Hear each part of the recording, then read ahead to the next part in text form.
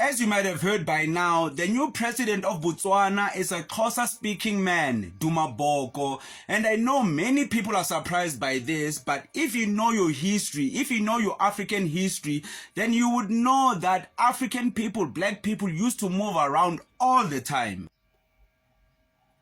The most population of Xhosa people in Africa live in the Eastern Cape, which is around down here next to Cape Town, Cape of Good Hope. But in Botswana, they would travel there every now and then. I mean, it's a straight line. I bet they would go up there and come here. There are also Tanzania people that are Zulu to this day. And you can see KwaZulu-Natal is close to Swaziland and Lesotho than Tanzania. You can see Tanzania is up here, KZN is down here.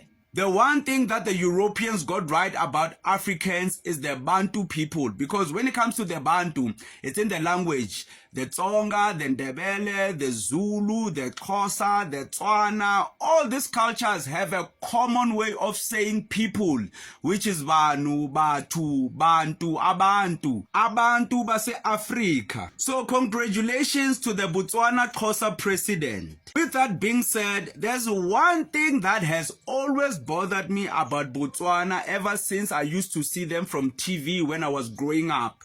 That the pula, the money, the currency in Botswana is stronger than the South African rand.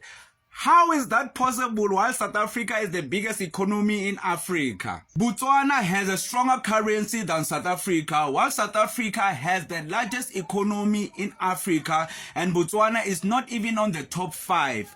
How is that even possible?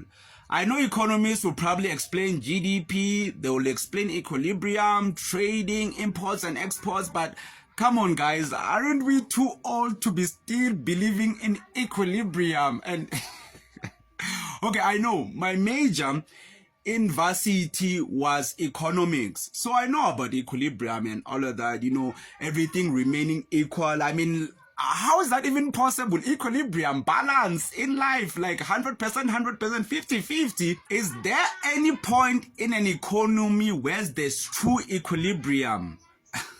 We're gonna have to see how Botswana developed, because this election was the biggest in Botswana history, because PDP, which is like the ANC of Botswana, was ousted out of power after 58 years of holding into power. PDP is the party that led Botswana into its independence. So why were they ousted? So we're gonna have to see what happens in the politics of Botswana.